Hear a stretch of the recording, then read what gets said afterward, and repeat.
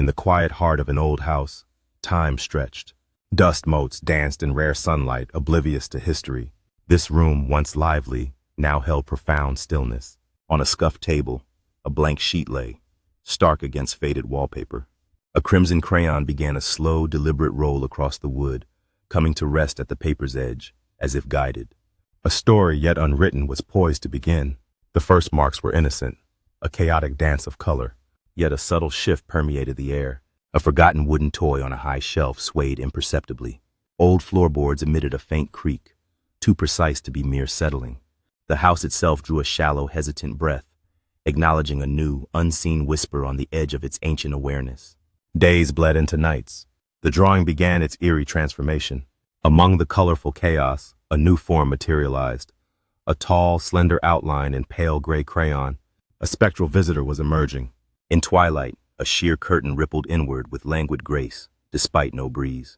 The light within the room dimmed slightly, not from the fading sun, but from an intangible coldness clinging to the air. The unseen announced itself. The spectral figure gained definition. Hollow eyes suggested drapery. Its presence grew, not just on the page, but within the room. A small ceramic figurine on the mantelpiece subtly rotated, its gaze fixed towards the evolving artwork. A silent witness. A profound stillness descended, heavier, punctuated only by the distant tick-tock of a clock, a solitary heartbeat against the encroaching silence. Under the pallid moonlight, the drawing seemed to pulse with ethereal energy. The gray figure appeared to breathe, gaining translucent depth. A wispy shadow, indistinct, stretched from the table, briefly caressing the far wall before receding. A faint, imperceptible mist began to hover just above the drawing, an ephemeral shroud. The air grew heavy, laden with a profound, aching coldness that permeated the room and settled deep within the house's foundations. The unseen was now undeniably present.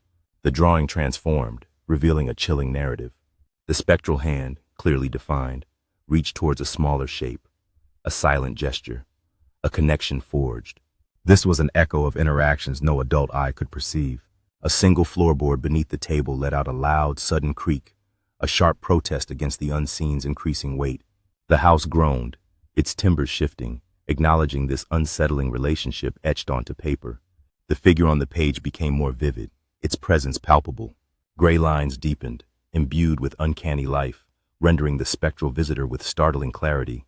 Its drawn gaze seemed to follow an invisible path, piercing the veil. A framed picture, usually straight, now hung askew on the wall, a silent testament to an invisible disturbance. A tremor vibrated through the floor, a subtle thrumming from the drawing's heart, declaring its dominion. The transformation was complete. The drawing, once innocent scribbles, now presented a hauntingly precise portrait of the ghostly visitor, fully realized, undeniable. Every line resonated with unseen power, a silent scream frozen in crayon. At the table's base, a subtle fog formed, swirling briefly before dissipating. The room seemed to hold its breath, accepting its permanent resident. The house was no longer structure. It was a canvas, a silent observer, forever imprinted with the spectral guest. And so it remained. The drawing, a testament etched in wax and paper, continued its silent vigil. It was more than art. It was a memory, a portal. The room, once merely quiet, now held a profound, enduring stillness, imbued with an unspoken presence. An unseen gust stirred dust motes into a brief, shimmering dance.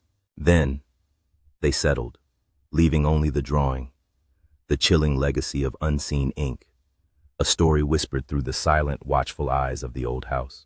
The visitor had never truly left.